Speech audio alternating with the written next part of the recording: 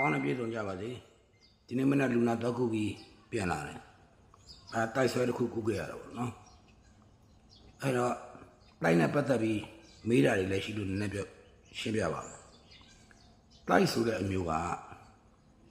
ကျွန်တော်တိုက်ကအမျိုးမျိုးရှိတယ်အဲ့မှာဘယ်တိုက်မဆိုပေါ့အားလုံးဒီဝေဘာလိကပိုက်တာ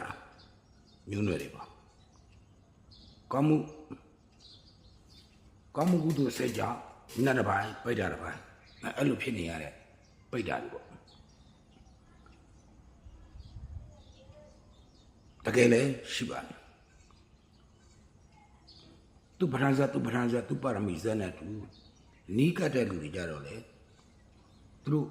ကိုချင်းချင်းဆောက်ချောက်နေတာတွေရှိတယ်ကျွန်တော်လည်းယုံကြည်ပါတယ်သို့တော့အဲ့လိုနီးကပ်ပြီးတော့မှချင်းချင်းဆောက်ရှောက်တယ်ကိုမထိမ့်သိမ့်နိုင်ခဲ့ရင်တော့ဒါ IC line လို့ဖြစ်သွားတယ်ကိုထိမ့်သိမ့်တတ်ရင်တော့လေဒါလည်းကောင်းတော့လို့တစ်ခုပါပဲတချို့ကဘုရားတိုက်လို့ပြောကြတယ်တကယ်တမ်းကျတော့ဂေါရမမြတ်စွာဘုရားရဲ့သာသနာကိုမှီပါတယ်မှီနေရနဲ့မလူကြမလူဘဲနဲ့နောင်ပွင့်မဲ့အရိမရိယမြတ်စွာဘုရားပွင့်တဲ့အခါမှာလူရပါလို့ဤဆိုတဲ့လွဲမားတဲ့အယူအဆတက္ကရာဒိဋ္ဌိတွေပေါ့နော်လွဲမားတဲ့အယူအဆတွေနဲ့ဆူတောင်းမှားခဲ့တဲ့အတွက်ကောင်းတဲ့စိတ်ကြောင့်နတ်တစ်ပိုင်းဖြစ်ရတယ်သမုဒိယဆိုတဲ့ဆွဲလန်းတဲ့စိတ်ကြောင့်အဲ့ဒီပစ္စည်းဥစ္စာကိုပြန်ဆောက်ရတဲ့ပိဋ္ဌာတစ်ပိုင်းဖြစ်ရတယ်ဒါတိုက်ရဲ့သဘောတဘာဝ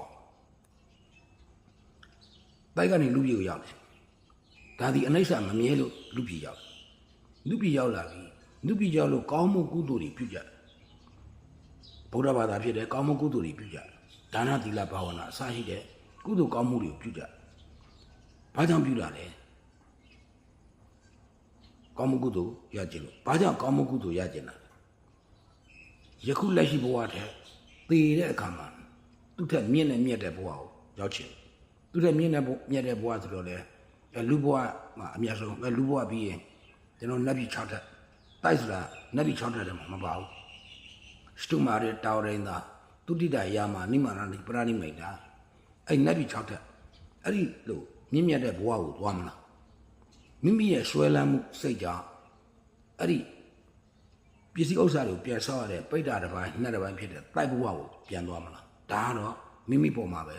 မူတည်ပါတယ်မင်္ဂလာပါ